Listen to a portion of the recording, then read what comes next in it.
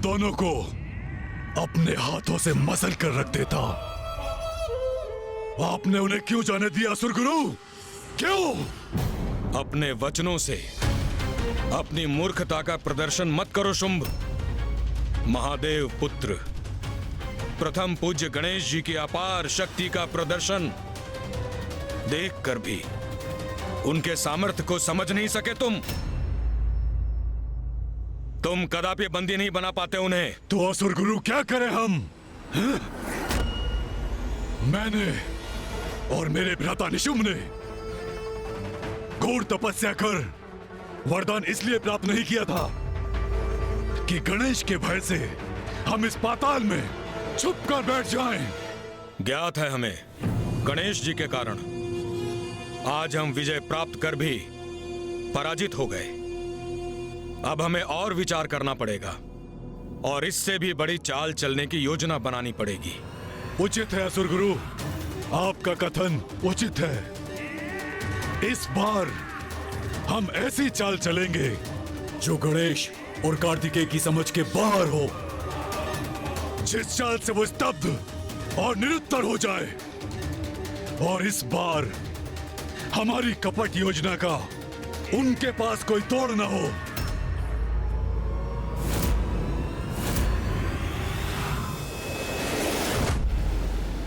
सत्य है, विघ्नों को दूर करते हैं आप। विघ्न कोई भी हो, पर अपनी दिव्य शक्ति और सूझबूझ से उसका हल ढूंढ ही लेते हैं विघ्नहर्ता गणेश जी। उन असुरों से स्वर्ग की रक्षा आपने और कुमार कार्तिकेय ने की, अन्यथा देवता तो स्वर्ग गंवा ही बैठते। अधर्म युक्त क्रीड़ा से असुरों ने स्वर्ग पर अपना अधिकार जमाने की चेष्टा की थी, जो सर्वथा अनुचित था ऋषिवर। और अनुचित को उचित बनाना तो हमारा कर्तव्य है। किंतु अब हमें और भी सतर्क रहना होगा, क्योंकि अपनी ही राजसभा में हुए अपमान का प्रतिशोध लेने शुंभ अवश्य आएगा। देवताओं को परास्त करने में अपनी संपूर्ण शक्ति झोंक देगा वो। और मैं और गणेश प्रत्येक बार देवताओं की रक्षा नहीं कर सकेंगे, क्योंकि हमारे भी हाथ बंधे हुए हैं। अंततः शुंभ और निशुंभ का वध माता के हाथों ही होना है। अब किसी भी प्रकार हमें माता को लौटाकर लाना ही होगा। क्यों गणेश, उचित कह रहा हूं ना मैं? कुमार कार्तिकेय, जब से आप दोनों पाताल से लौटे हैं, गणेश जी का ध्यान बटा हुआ है। वो विचलित प्रतीत हो रहे हैं।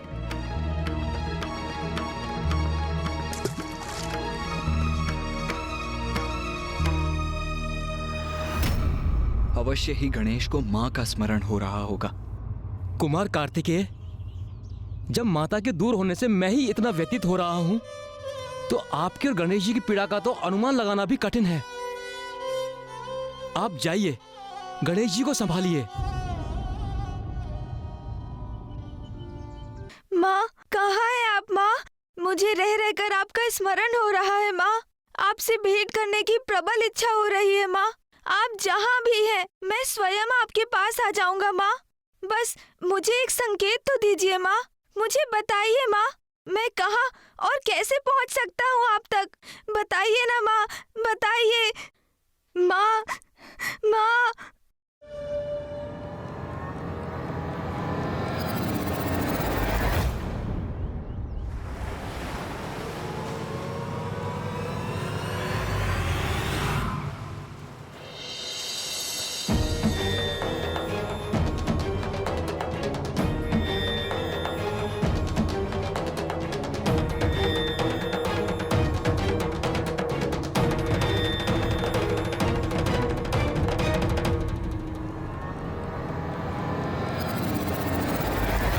अनुज गणेश, तुम यहां अकेले क्यों खड़े हो?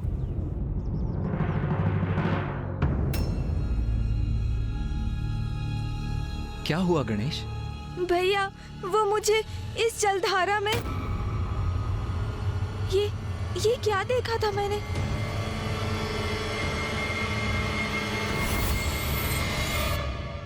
मुझे ज्ञात है गणेश कि नदी का ये तट, ये जलधारा तुम्हारे भीतर मां की स्मृति को जागृत कर तुम्हें भावुक कर रही है, क्योंकि अभी कुछ समय पूर्व मां महाकाली ने हमें यही दर्शन दिए थे।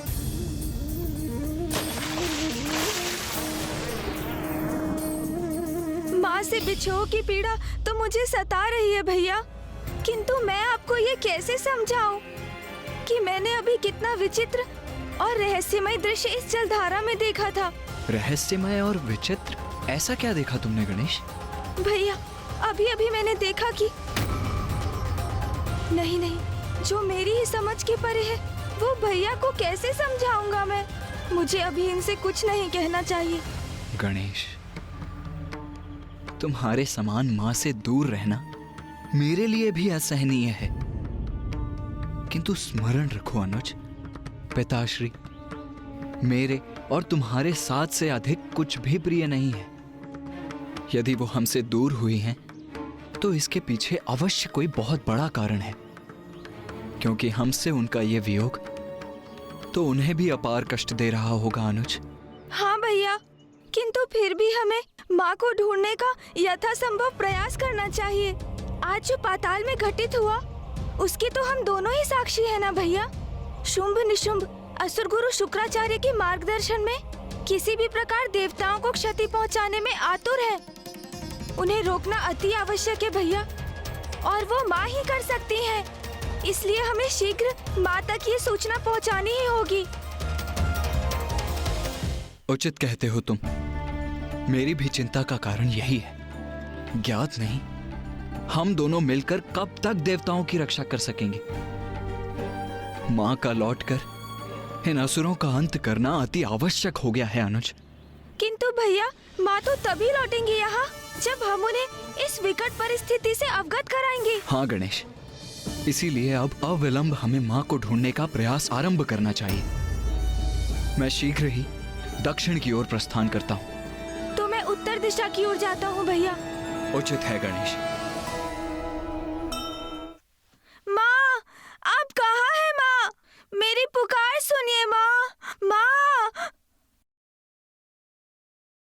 नहीं, मैं इस प्रकार निराश नहीं हो सकता।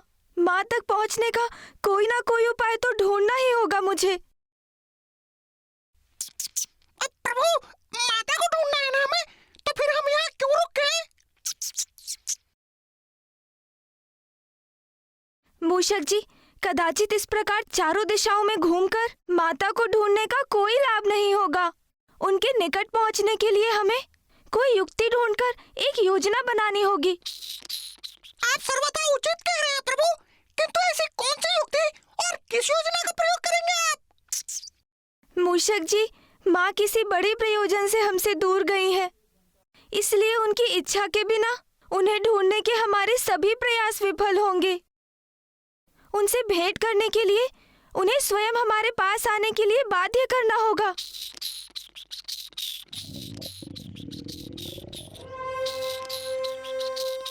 प्रभु, ये तो आपके भूखे होने का संकेत है, और भूखे रहेंगे तो आपकी बुद्धि कैसे कार्य कर सकेगी और योजना कैसे रचेंगे? मैं तो भूखा होने के कारण ही आपको कोई सुझाव नहीं दे पा रहा हूँ, अन्यथा सदा के समान अपनी चतुर बुद्धि से ऐसी अचूक युक्ति सुझाता कि आप भी अचंभित रह जाते प्रभु। अवश्य मूषक जी, अवश्य। आपकी चतुराई के समक्ष तो सब निरुत्तर हो जाते हैं। भूख तो बहुत प्रबल लगी है मुझे, किंतु माँ के बिना मेरा मन तो तनिक भी नहीं लग रहा है। माँ, आप कहाँ हैं माँ? मैं भूखा हूँ। माँ, माँ, मैं भूखा हूँ और माँ यहाँ नहीं है। मूषक जी, आपने सुना मैंने क्या कहा? मैं भूखा हूँ, मैं भूखा हूँ। प्रभु, वही तो मैंने भी कहा। आप मेरे ही कथन को क्यों दूर आ रहे हैं? आप इतने विचलित मत होइए, भोजन कर लीजिए, फिर हमें अवश्य कोई उपाय सूझेगा। सूझ गई युक्ति मूषक जी, और योजना भी तैयार है।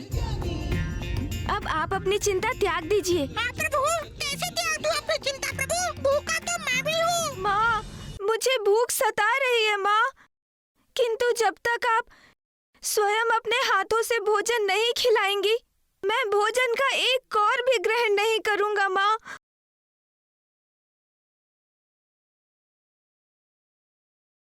आप सुन रही है ना माँ? मैं बहुत भूखा हूँ, मैं बहुत भूखा हूँ, मैं बहुत भूखा हूँ। ये अचानक प्रभु को क्या हो गया? उनका इतना उदास स्वर तो मैंने कभी नहीं सुना। आप सुन रही है ना माँ? मैं बहुत भूखा हूँ।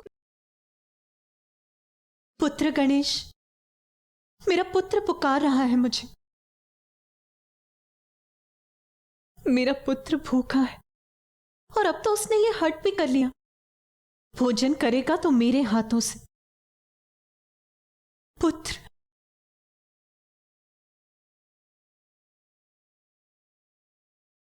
नहीं नहीं प्रभु, ऐसा अनर्थ मत कीजिए। बिना भोजन के आप कैसे रह सकेंगे प्रभु? मूषक जी, मेरा निश्चय अटल है।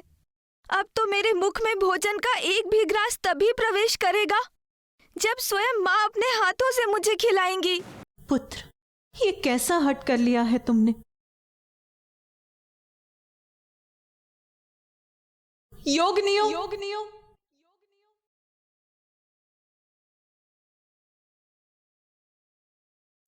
प्रणाम माता। मेरा पुत्र गणेश भूखा है, उसके निकट जाओ, उस तक ये संदेश पहुंचाओ कि मैंने ही तुम्हें भेजा है और उसे समझा बुझाकर भोजन कराओ। जो आज्ञा माता।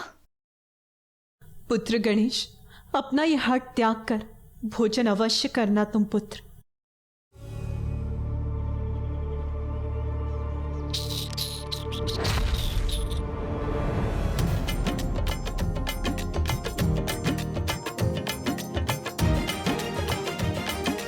नहीं मूषक जी, आप कितना भी प्रयास कर लें, मैं ऐसे भोजन नहीं करूंगा।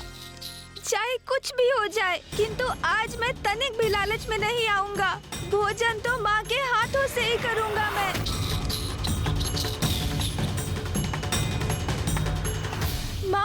माँ मुझे अपने निकट बुला लीजिए, अपने निकट बुला लीजिए माँ, अपने इस पुत्र को बुला लीजिए। पुत्र गणेश, मुझे इस प्रकार पुकार कर विवश मत करो। पुत्र गणेश,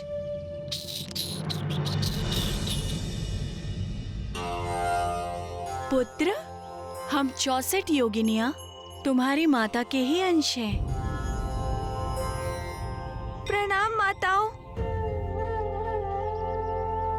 पुत्र, तुम्हारी माता तुम्हें लेकर बहुत चिंतित हैं। तुमने भोजन जो नहीं किया है, इसलिए उन्होंने हमें आदेश दिया है कि हम यहाँ आकर तुम्हें भोजन कराएं। अब प्रभु कुछ भोजन करेंगे तो मेरे भी उदर में कुछ जाएगा। अब योगिनी माता के ये आग्रह अस्वीकार मत कीजिएगा प्रभु। माताओं, मुझे क्षमा कीजिएगा, आप सभी मेरी माता के ही समान हैं। किंतु जब तक मैं स्वयं अपनी माता से भेंट नहीं करूंगा, भोजन तो मैं कदापि नहीं करूंगा। आप यहाँ माता के आदेश से आई है ना, तो इसका अर्थ है आपको ज्ञात है कि वो कहाँ है। और ये मेरा दृढ़ निश्चय है कि भोजन तो मैं उनके हाथों से ही प्राप्त करूंगा। इसलिए मुझे भोजन कराने के उनके आदेश का पालन करने हेतु आप सभी से मेरी प्रार्थना है कि आप मुझे उन तक ले चलिए। उचित है पुत्र, चलो हमारे साथ। अरे वाह प्रभु, आपकी युक्ति कार्य कर गई।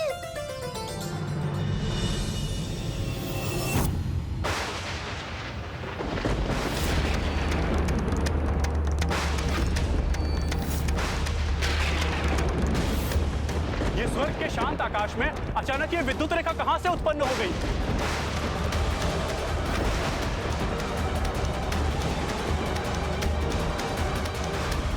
ये क्या हो रहा है? ये तो स्वर्ग पर किसी शत्रु का आगमन प्रतीत होता है।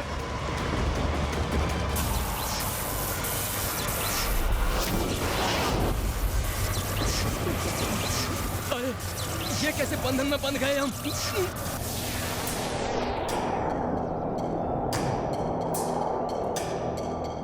अपने हट से आपको विवश करने के लिए मुझे क्षमा कर दीजिए माँ, किंतु इसके दो कारण है माँ।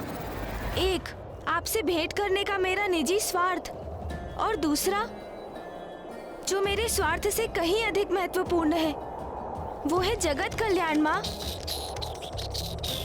क्योंकि मुझे ये आभास हो रहा है कि असुरों की अगली चाल बहुत भयंकर होगी। उन्हें रोकना अति आवश्यक है माँ। प्रभु, इस मेघ में तो मुझे भी कुछ दिखाई नहीं दे रहा है। मूषक जी, दिखाई तो मुझे भी कुछ नहीं दे रहा, किंतु ये योगिनी माताएं हमारा मार्गदर्शन कर रही है ना, तो चिंता किस बात की। बस आप उनके पीछे चलिए। उचित है प्रभु।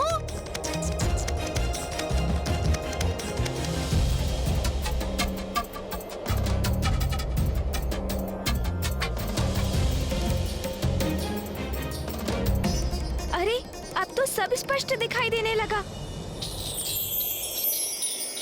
कितना सुंदर दृश्य है।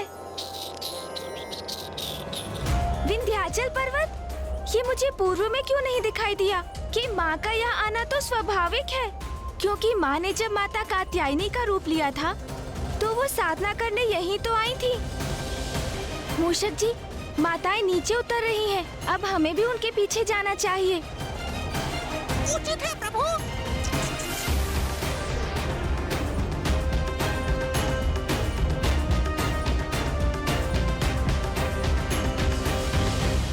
माँ, अब शीघ्र ही आपके दर्शन प्राप्त होंगे मुझे।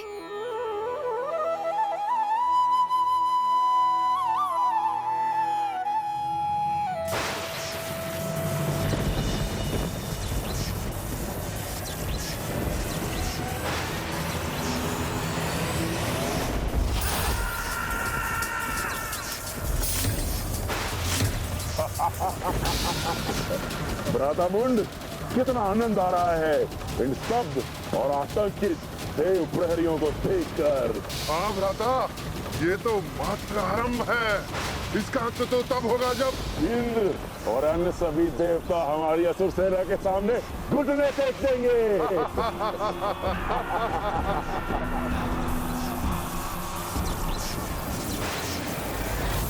लो पुत्र गणेश, हम तुम्हें तुम्हारी माता के समीप ले आए। अब तुम उन्हीं के हाथों से भोजन करना। चलो आओ पुत्र। मूषक जी, भैया माँ को दक्षिण दिशा में ढूंढ रहे हैं। आप उनके पास जाइए और उन्हें बताइए कि माँ यहाँ है और उनको यहाँ लेकर आइए। उचित है प्रभु। जाइए आप मूषक जी, शीघ्र जाइए। चलिए माताओं।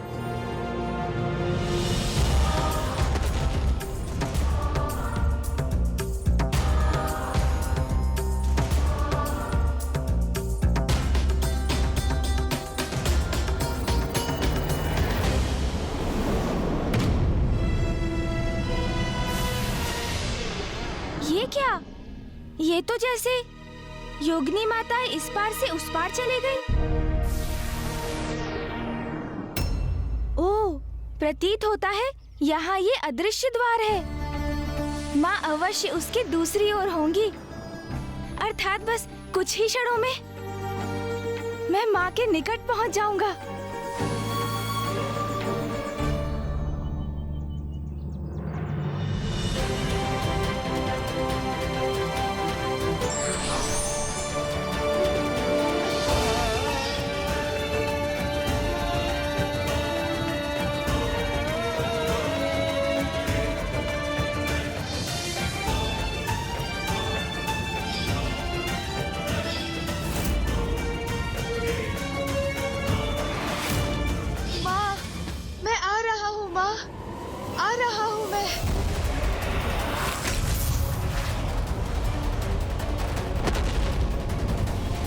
ये कैसा अवरोध है जो मुझे मेरी माँ से भेंट करने से रोक रहा है?